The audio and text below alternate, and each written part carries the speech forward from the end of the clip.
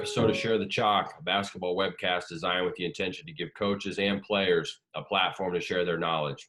As always, I want to start with my goal in beginning this webcast was to bring on individuals who I believe are truly adding value and will continue to add value to the basketball community and the coaching community.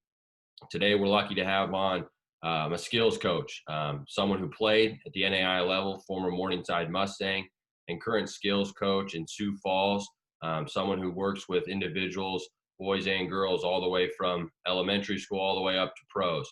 So today we're really happy to welcome on Shane Hennen. Shane, thanks for joining us. How are you doing?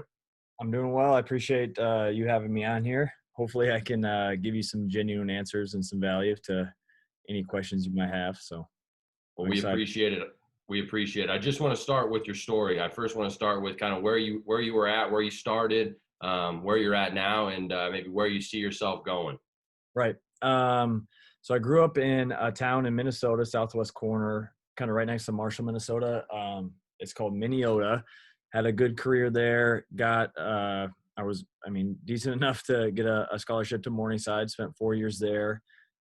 Finished up in 2015. Was a part of some awesome teams and just grew a lot as a person through those 4 years. So after that, moved up to Sioux Falls, which is just an hour north of Sioux City, where Morningside is at, and then kind of dabbled in the AAU coaching and some of the small time camp training and stuff like that for a little bit, but had a normal job at a marketing agency and was just kind of doing that. And it all kind of just started in Sioux Falls and with that experience. And then after that, or down the road, I actually moved to Des Moines for a year. Volunteered my time at DMAC, which is JUCO down in Boone. Loved every minute of that. Was a huge learning experience for me. And then actually from there moved back to Sioux Falls with my wife. Kind of Iowa, Sioux Falls, back to Iowa, and then back to Sioux Falls. So now I'm back here. And tell us kind of currently what you're doing and where you're at with Sanford. Yep. So I'm currently working with the Sanford Pentagon. They have a basketball academy within their facility, along with a volleyball and baseball. Sanford has all of that stuff. So I'm in charge of the basketball academy here. So we have teams, camps, weekly workouts for little kids all the way up, like you said, to pro players. My job is just, one, to do some of the training, but two, to create an environment and create a place that has plenty of opportunities for kids to develop of all ages, and whether that's high level or just beginner. So you've had a lot of experience in the basketball world here, grown up player, now trainer, but you were outside of the basketball world for a little bit, working just an 8 to 5, 9 to 5 job. Sure. What is it about this industry? What was it that brought you back to the basketball industry and made you want to become a skills coach? Right. God, that's a tough one. To be honest, when I got done playing, I knew that I was done playing, but I didn't want I just didn't want that to be it, because I spent so much time working on it and it was so important to me throughout my life. And it taught me a lot. And to be honest, the coaching side of everything probably comes from my dad. He was a coach and actually pushed me to get my first summer job as a baseball coach. And, ever since then, I just enjoy working with kids. And, when I first got to Sioux Falls, I got a job at a marketing agency, because that's kind of what I went to school for, just doing the basketball stuff on the side. And then I don't know, I fell in love with helping kids and the skill development side of stuff. I tried the coaching stuff and enjoyed that as well, but I really knew where my passion was with skill development. To be honest, there was no real, I'm not the first guy to do this, but back when I started, there was really no clear career path for this. So there's no, course that you can take at Morningside to be a skills trainer. So it was, there's a lot of ups and downs. It was challenging. It wasn't clear at first.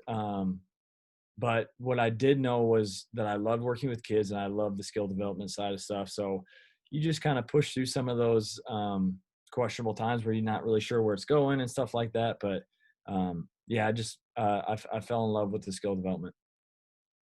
Let's jump in a little bit to your workouts as a skills coach. Take us through one of your skill workouts with elementary, middle school, high school age kids, and then we'll kind of progress to what you do with the pros. But take us Right. through one of your workouts and take us through as a coach how you get the most out of your athletes. Right. To be honest, the concept doesn't really change a whole lot with as far as little kids or pros. It's just kind of how granular you can get with some details. Um, if and to be honest, it really does depend on who I have in my groups, or how old the kids are and stuff like that. So I don't have a ton of I don't want to say cookie cutter, but that's kind of the way to say it, formats on how to work with kids. It just really depends on what they need. So I might have a fourth grader. Actually, I do have a fourth grader that um, is skilled enough. It's a little bit challenging, but can work with some older kids. Um, if I were to take you through some of that stuff, honestly, it would be a lot of footwork stuff. It would be a lot of terminology to kind of link that footwork with context in the game. Um, Breaking down a lot of movements, and I don't want to say moves or things that you can just go to, but more of how does your body move? When does the ball hit the floor? When should you jump in this situation? Stuff like that. So it's just a lot of footwork and timing stuff. There are situations where I'm teaching concepts, whether it's pick and roll, handoff, low posts, all of that. So one of the things I try to always do is make sure the kids have the context of where they're at on the floor, where their teammates might be. There is a lot of that, but there are some times where I'm like, hey kids, don't worry about where you're on the floor. Let's just work on our skills. Let's work on our feet. And that's where you see drills like mic and drill. And I do believe there's a way to do mic and drill with your feet too. So there's stuff with context and there's stuff without context, I would say. Well, I want to hop back to one thing you said that I think is a really valuable point is, there is no course in college that, teaches you, or there's no major that teaches you how to be a skills coach, how to be a basketball or any sport. Who do you learn from since there is no major? Who are some guys in the industry that you've learned from? I know I've learned from you. You put great stuff out on Twitter. Who Right. do you learn from?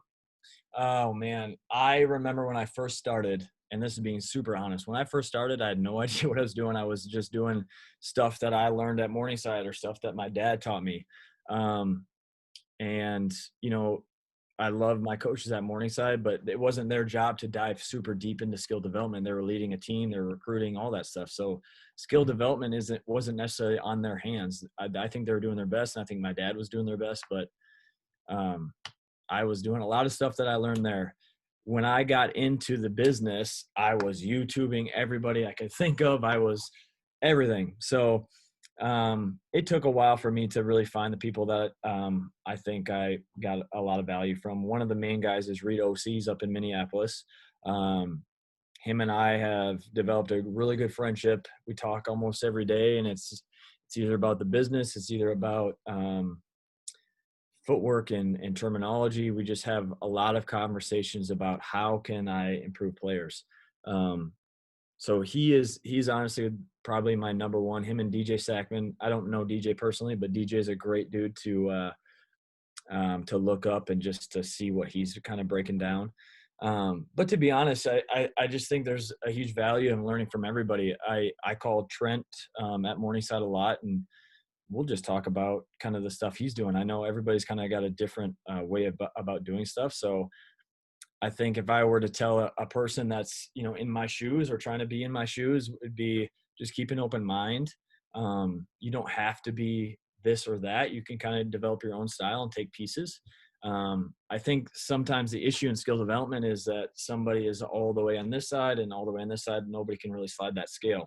And I think you need to, depending on the kid. I think sometimes the kid needs more skill development. Sometimes he needs more game stuff. So I have tried to learn both, and that comes from talking to coaches, high school coaches, college coaches, and that comes from studying skill development trainers.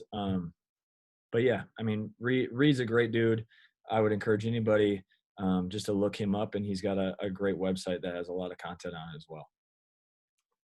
Now diving in more to the skill development workout side of things, how often, and obviously, as coaches, people should be working on their craft daily. From a skill development standpoint, there's a cost to it. You want players to be able to develop or be able to develop, the creativity and the work ethic Right. and the drive within to go out and do some of these things on their own. How often do you encourage players to come see their skills coach, and Right. then be able to go and do it on their own? Well, it's funny because I literally was just talking to one of my guys, pro guys, and he was watching all the kids, and he's like, "If I had this when I was a kid, it would be crazy. I would have loved it." And I was like, honestly, I'm telling kids, I think I tell kids more that they don't need skills trainers than they actually need skills trainers. I'm telling them that, look, you could see a dude or go to a camp and you have to take that value and take it with you. That's like one of the most important things. Um, yeah, I don't know. I mean, I do spend a lot of time on just explaining to kids that it's good to go see somebody and pay to be at a camp or pay to be at a workout. But don't take it for granted. Try to learn as much as possible. Ask questions. Bother the trainer at the end of the workout. Ask them more questions because there's a lot of stuff that kids can learn and then do by themselves. They don't necessarily always need a skills guy. And we actually have a guy, a kid named Ty Hoagland that was a local kid here, played at Dakota Wesleyan, scored thousands of points. And he goes, honestly, Shane, I never worked out in high school. I just kind of did my own thing in my driveway with my dad, or we had a key to the gym. And I was like, that's crazy because you are very skilled. You can do a lot of the stuff. And now we've added a couple things to Ty's game, but that dude is just like, he's got game. Like you can tell he spent time in the gym doing something, just watching and trying to learn. But I don't mean to diminish any part of my job or anybody else's job, but I do think kids sometimes rely a little bit too much on some of that stuff when really they can be in the gym getting those reps up. And this is a topic that I think it's really interesting to get people's takes on it because as a skills coach, this is your livelihood. So you want Right. people in your gym, you want people Yeah, who are for coming sure. to your lessons and paying money to work out with you. But I think Yep. you got a good perspective on this, and it takes me to a conversation. Someone who came on, share the chalk, and someone who I've talked to about skill development and player development is Sabrina Ionescu. Yep. Out at Oregon, I developed a relationship with her and was able to watch her work out, and just kind of see how she approaches the game. And she's very open in a lot of different interviews about how she never had a skills coach. Yeah. She went to the park, she watched, she competed, and she had to be creative. But the biggest thing, and like you're talking, is just watching and observing and learning from other people, and then going and trying it on your own. And Right. you figure out what works for me, what doesn't work for me, what can I modify. So I think that creativity part and that ability to go out and take something and work on it on your own, I think it's really important. And that Yep. kind of leads to the mental side of this. From a mental approach, how do you encourage your players or the players that you train to approach their individual skill workouts, whether they're young or whether they're pros? To be honest, I talk a lot about um, imagination on where the defenders are at and all this stuff. Just knowing and being able to feel a defender on your body without having somebody to push on them, especially times now when you know with the COVID stuff, a coach shouldn't be touching anybody and all this stuff. Like there shouldn't be a lot of live stuff right now. I think we're slowly working into it, but can you feel a defender? Can you, if I rip at a certain speed, do I feel like I got past him or is he still in front of me? I think imagination of where your on-ball defender is huge, and then just always, like we talked about before, understanding that there's other people on the floor and the angles in which you drive are very important. I'm not going to be able to always just rip and get to the rim at one dribble.